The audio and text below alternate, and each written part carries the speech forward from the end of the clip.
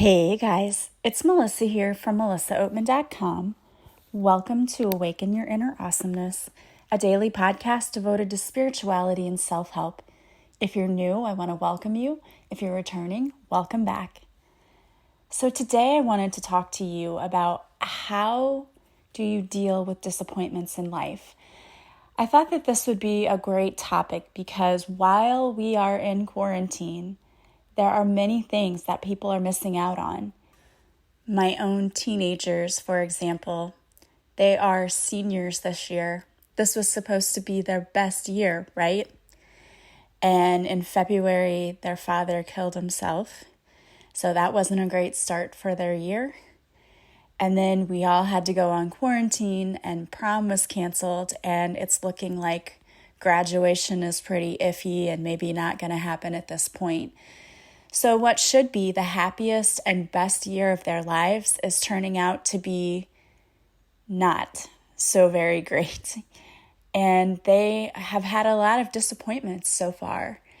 And just like many of you are probably also experiencing the same thing.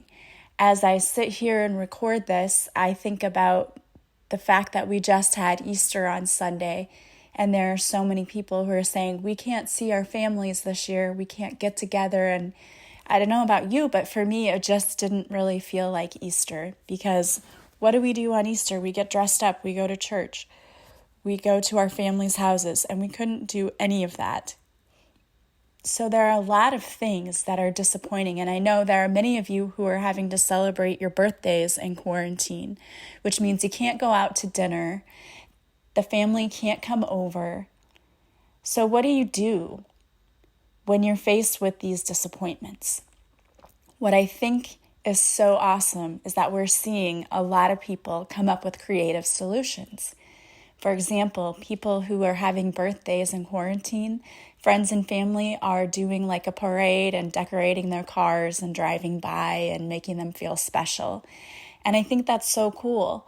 We bought a yard sign for my kids that says Class of 2020 and support. And our school district actually also purchased signs for the seniors' yards, and we're going to go deliver them next week. So people are trying to step up and come together to support people who are going through this really unprecedented time. I don't remember anything like this ever happening in the past.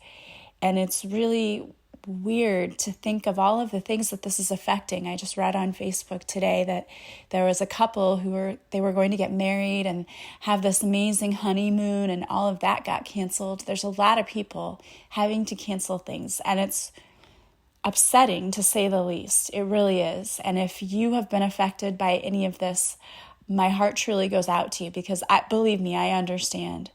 I can sit and think about my children and how unfair it is that 2020 for them has been crappy. It really has. But we can sit here and choose to think about all of the bad things that have happened, and that's not really going to do anything except make us more depressed. Or we can deal with the disappointment. We can figure out, how can I make the best of a not so great situation?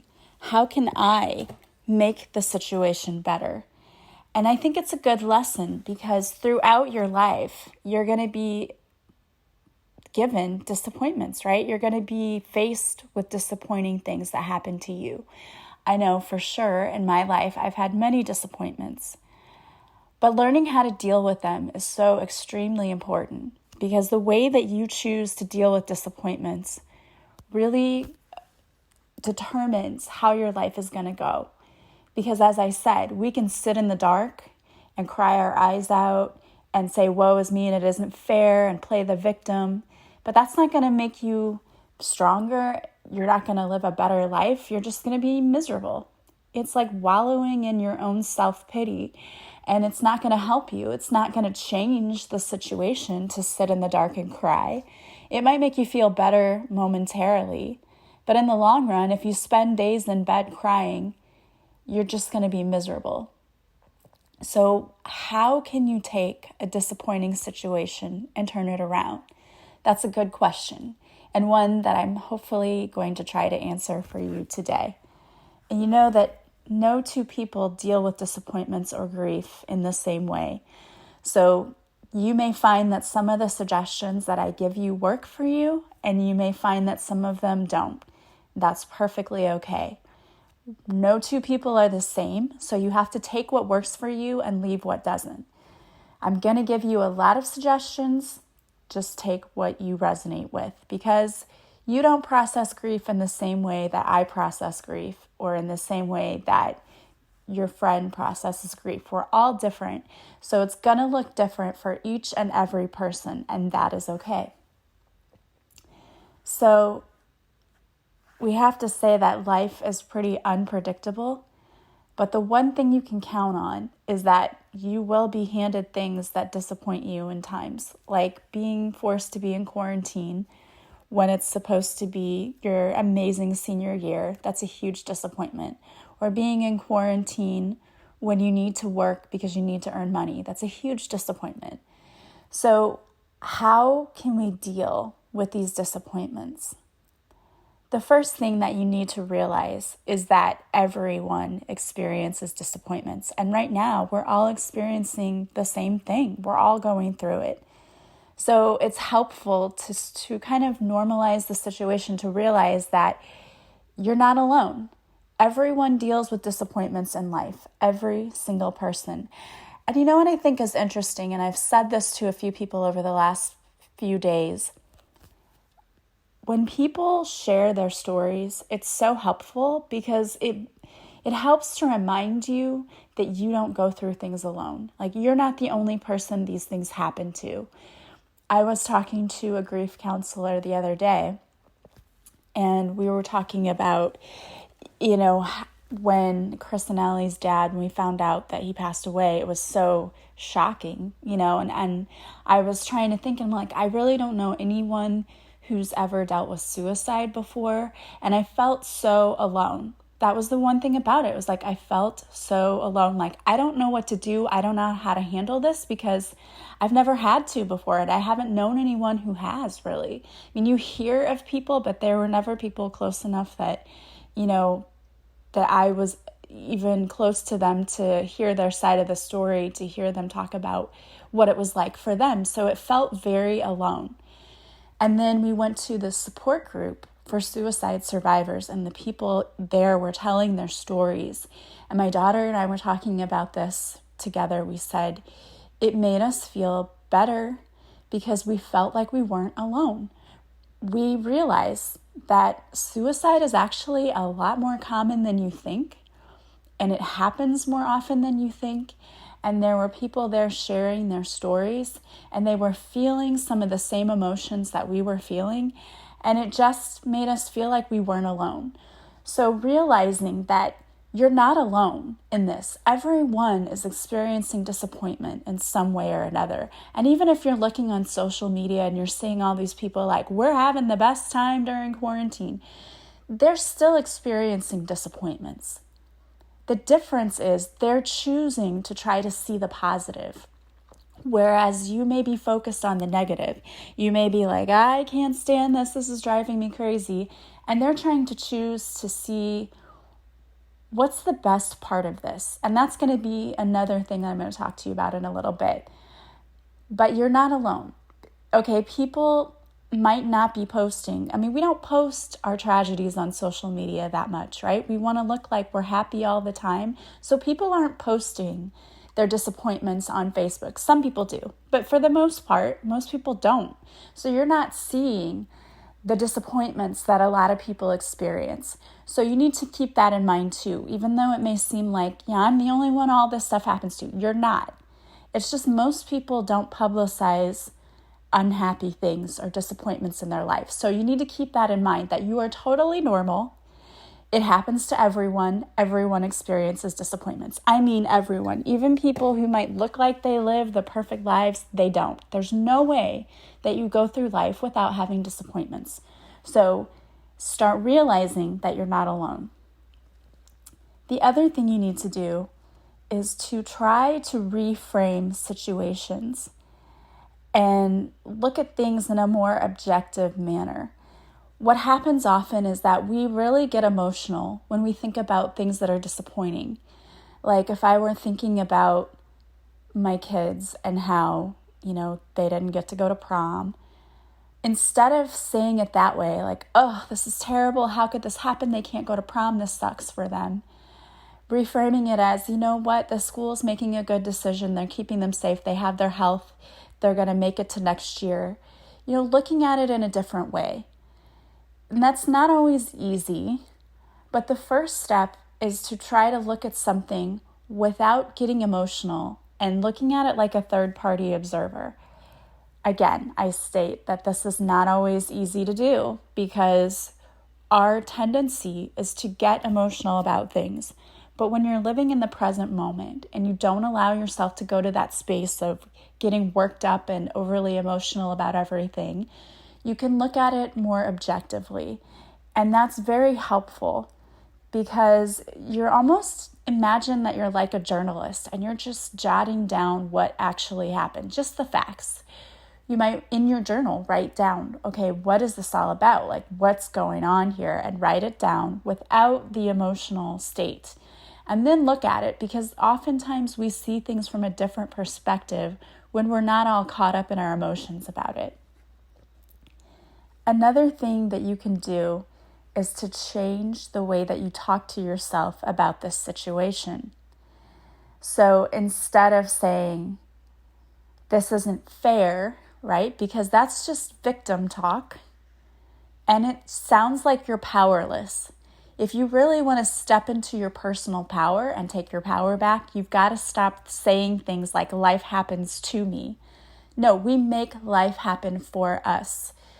The reason things happen sometimes is to teach us a lesson.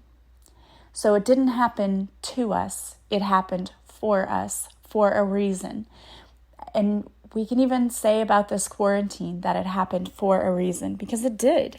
I truly believe that this has happened to help us appreciate human connection more, to slow down and actually take time to really go inward and focus on what's important and what's not. We became so dependent on material things. Think about it. Gas prices were like out the roof, and now they're so low because no one can drive. We became so focused on things that were not important, like oil. Now what's important? Toilet paper. I mean, you just can't make this stuff up.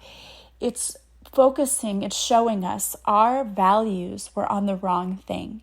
We were valuing the material world when we should have been valuing human connection, nature, things like that, things that you can't put a price tag on.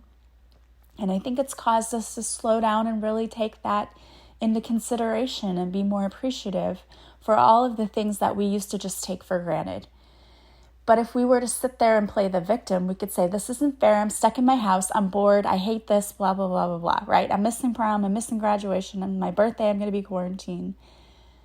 Okay, then we sound like a huge victim. We are powerless, right? When you talk like that, you're powerless. If you want to take your power back and stand fully in your power, you have to realize that life doesn't happen to you. Okay, we don't have to play the victim, and there are a lot of people who are choosing to take the opportunity to make this the best that they can. So when they have birthdays and they're in quarantine, people are making parades and coming by to celebrate, still making people feel special. Okay, and you can still have flowers delivered to people. That's not cut off. And the other thing is, I saw on Facebook too that a girl was going to miss her prom. So her dad made her get all dressed up, and he was her date, and they took pictures in the living room. And I mean, people are making the best of not great situations. And you know what that's called? That's called being creative, being proactive. That's called taking your power back. Saying, you know what? This may have happened, but it's not going to stop me. I'm not going to allow it to cause me to have a bad time. It's not going to rob me of all of the things that I want to do. We just may have to do things a little differently now. And that is something that's awesome that I'm seeing out there. I love that. People are being creative. It's forcing people to come up with new ways to connect And all of these people, I love it because I see on Facebook too, there's a woman that I'm friends with, and she does a Zoom meeting like a couple of nights a week with her daughters where they have martinis. They have like the chocolate martinis and they just talk and laugh and visit. You know what? It's causing us to realize how important it is to have that connection. And people are making an extra effort to still stay in contact. So I think it's great that people are doing that. And that's what that's all about, changing your self-talk. Instead of saying, I'm going to wallow in it, I'm so disappointed, it's not fair, you say, okay, this happened, but it doesn't have to stop me from living my best life. Okay, this happened, now how can I make this better? How can I move on from this? What was I supposed to learn? That's a big one. I like saying that because there is a lesson in that. Instead of playing the victim and saying, oh my gosh, I have the worst luck, I think I'm cursed. Okay, because I've heard people have reached out to me lately and said that. I feel like I'm cursed. You're not cursed, okay? You just have to learn how to take your power back and to realize that all the things that happen are trying to teach you a lesson. And once we learn those lessons and move on, we don't have to keep repeating those lessons. So I always love when people come to me and they say, you know what?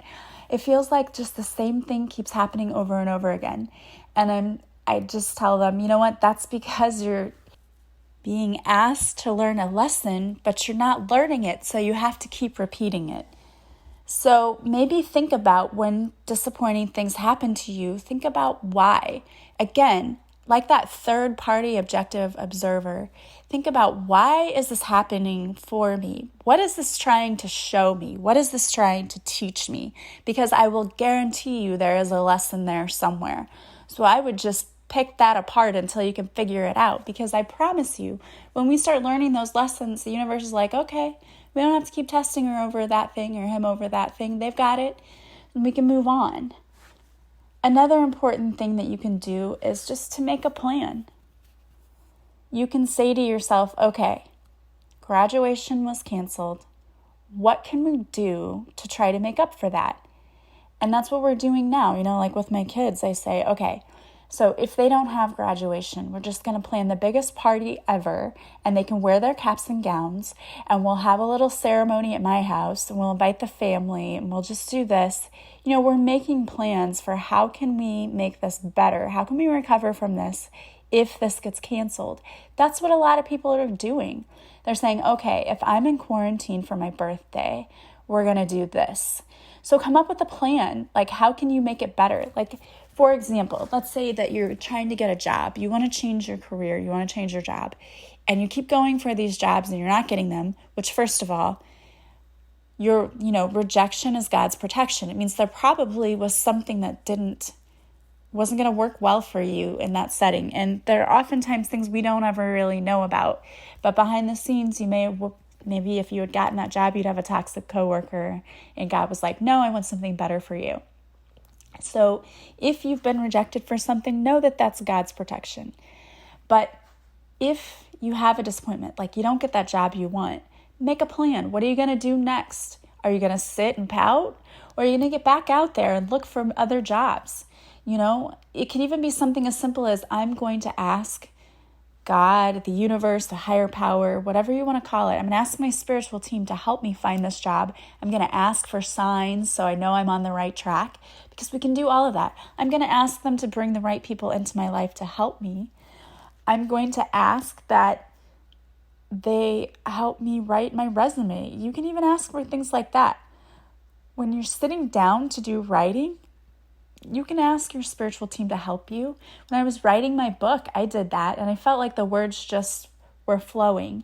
And I was talking to one of my listeners who was talking about how she wrote a song, and she felt the same way. The words were just flowing. And it's not an accident. It's because we were being divinely guided. We were given help. We can ask for help in all kinds of ways, in all forms. So don't be shy about asking for help, and get creative in how you ask for help. That I want people to come into my life, that the right job will be created, that it will find me, all kinds of things. So start making plans to help you move on in your life. here's another thing that I'm doing. I'm saying that, my kids have had such disappointment when this is all, gone away and we're able to travel again. I'm planning an amazing vacation for them because they've had such a rotten year. We're going to make it the best we can. We're going to make it up. They're going to have an amazing vacation. We're going to make it the best summer. We're going to do little mini trips and then a big trip and spend time together. And it's going to be amazing because we're making the plan to make sure that it is. So you don't have to be stuck in the place of disappointments. You really don't. Another thing you need to realize is just because a disappointment happened to you, it doesn't mean that you're a disappointment. So don't take it personally. I think that's the biggest thing is a lot of people tend to take a disappointment personally. Like, oh, I was rejected. Like I used to. When I would get rejected for job interviews, I would take it personally and say, oh my gosh, I can't believe they didn't want me. And then I started realizing it's not about that. Because I've had people call me back after job interviews and be like, we were so impressed with you, but we went with someone else. And then I realized later that it was God saying, no, this wasn't the right position for you. Also, remind yourself that if you push yourself outside your comfort zone, sometimes you'll have disappointment, but that's a good thing because it's all about learning and growth. You're learning, and people who never go outside of their comfort zone, they don't experience as much disappointment because they don't push themselves. So if you're experiencing disappointment in your life, congratulate yourself because that means that you are trying to push yourself to be a better person and you're pushing yourself outside your comfort zone, and that's awesome. And I commend you for doing that because most people never want to. But I know those of you who are going through spiritual awakenings, you are being pushed so far outside your comfort zone and you may feel like you're going crazy and you don't know what's happening. You're doing an amazing job. I just want you to know that. That's awesome. Okay? It's awesome that you're being pushed outside your comfort zone because it means that you're growing, you're learning, you're changing, and that is a good thing. Also, remember, gratitude is an amazing way to deal with disappointments. You've got so much to be thankful for. Instead of focusing on what you don't have, focus on everything you do have.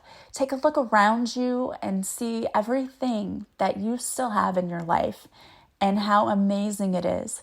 So don't focus on the lack because remember, what you focus on grows.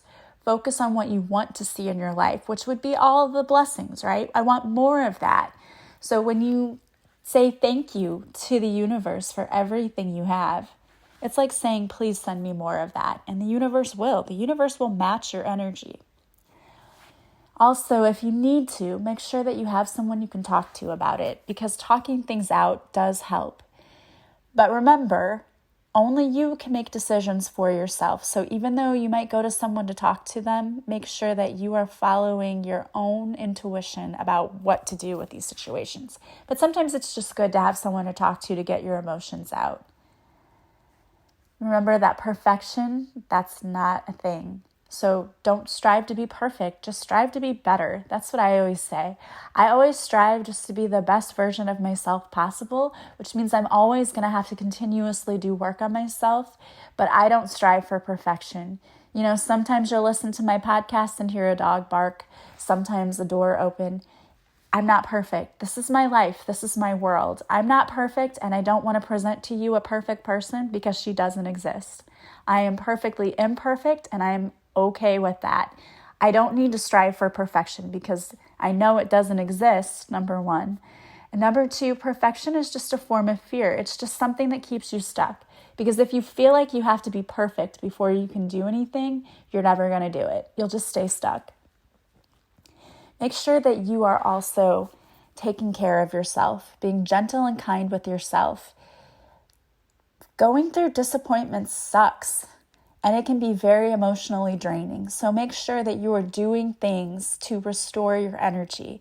Make sure that you're getting plenty of rest, maybe doing a little exercise. I think when the weather's nice, just go outside and take a little walk. It doesn't have to be like a 15-mile hike. You can just walk around the block, just getting outside and letting the sun shine down on your face, hearing birds chirping, all of that makes you feel better. Do meditations when you need to. Do tappings when you need to. Okay? And stop overthinking. Get out of your own head. Okay, you drive yourself insane with the overthinking. So when you start to feel yourself overthinking, again, do a tapping, go for a little walk. Helping someone out is a great way also to get out of your own head, because when you help others, it takes the attention off of yourself. Plus, we often realize, you know what, other people have problems that are far worse than our own, and helping them out makes you feel better too. So go help someone out. Another thing that you can do is just make sure that you are taking the steps to move forward and not stay stuck wherever you are. So I think a big step in that direction is making plans. Like, okay, this didn't go well. What can I do better next time? Just be very proactive about not staying in that place of being self-defeating. You know, we need to be positive. We need positive self-talk. All of those things are helpful.